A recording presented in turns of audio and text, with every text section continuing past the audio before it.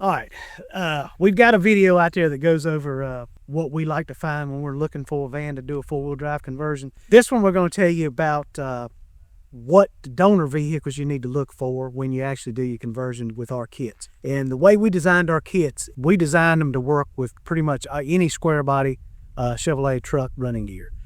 Everything is on the front is a 32-inch spring pad spacing like that comes under the square body trucks. So that's the way the kits are designed. And we were also thinking in our mind, you did a conversion on your van and say you lifted it 2 inches and maybe later on you want to go up to 4 or 6 inches.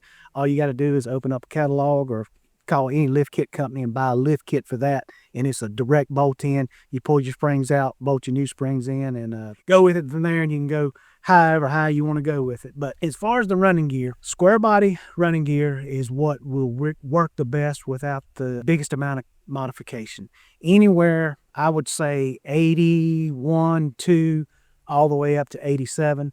And if you wanted to go like in a Suburban, you can go from an 88 to a 91 square body Suburban. All of that running gear will work, the transmission, the transfer case, the front end, and the rear ends, with a couple exceptions on the rear ends. The van rear ends are wider than what the Chevrolet truck rear ends are. So if you're going to get a rear end out from under a truck, unless it is a half-ton rear end, and I know this sounds crazy, it's not going to work.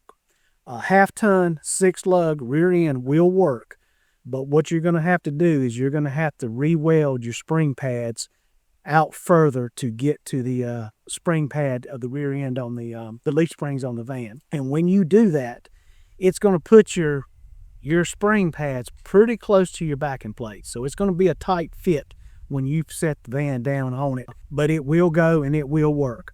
You'll have to run an inch and a half wheel spacers on the back just to make it line up and look right where it fits under the van. Your 3/4 ton and 1 ton rear ends out from under Chevrolet trucks and Suburbans will not go under the van. And the reason why is because the drums on the rear end are so big, when you go to set the van on it, the leaf springs actually hit those drums. So they will not work unless you move the leaf springs in, which is a ton of work. So what we like to do, if you're going to go 8-lug, is find an 8-lug van rear end out from under a G30 van, and then that way you can use your 8-lug Dana 60 or your 8-lug 10-bolt or Dana 44 front differential. It just makes it easier. You don't have to do any kind of changing or modification. It's a direct bolt in. The steering that we use on them, you'll be able to use your stock steering box in the stock location.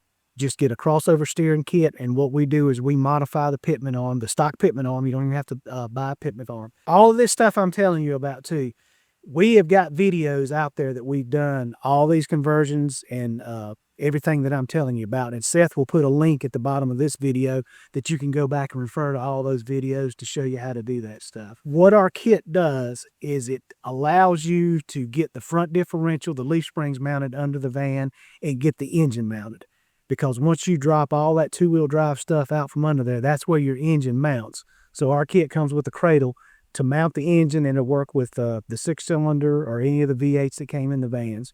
You can actually, we've had some customers put LSs in them, and all you have to do is buy the adapter kit to the LS motor, and it will still work with our engine cradle. You don't have to do anything there. It's a direct bolt in. Transmission and transfer case mounting is kind of crazy on the vans because the way the vans are, different year models, they've got a cross member that's made into the unibody that they mount the transmission cross member in. Depending on what transmission came in the van, that could be at a different location in the van.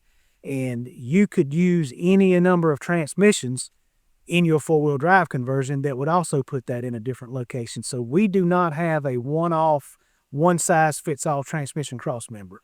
But it's an easy thing to do, but it's one of those things you won't know what you're going to need to make until you get the transmission in there and see exactly where that cross member has to hit. So we don't have a one-off for that. The rear end is kind of the same thing. There's so many different ways to lift the rear end. You can do it with lift blocks. We like to do a shackle reverse on the rear. It's kind of hard to do it with the stock springs that come in the G10 and the G20s, but it will work. But what it'll do is kind of flatten the springs. But there's a common, what we do when we lift them, we decide what lift kit we're going to put in it. get the front end lifted, and we match the rear end to that with springs, blocks, or shackle flip. G10 and G20 springs are 2¼ inch wide springs.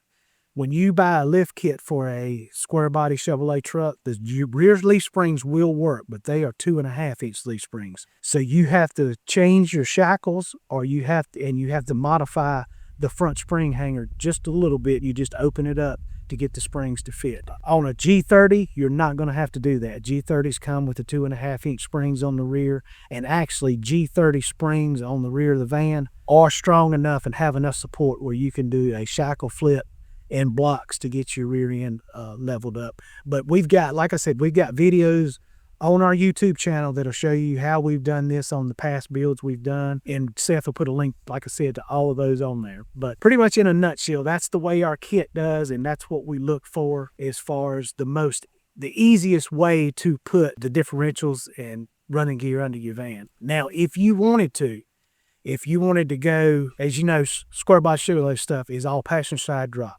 If you did want to go driver's side drop, because there's a lot more transmission and transfer case combination availability out there for driver's side drop, you can get a driver's side drop front differential like out of a Ford or a later model mid-80s Jeep J10 or something like that that's driver's side drop. You're just going to have to make sure you weld your front spring pads in at 32 inches or whatever, center up into the van. So that's something to think about.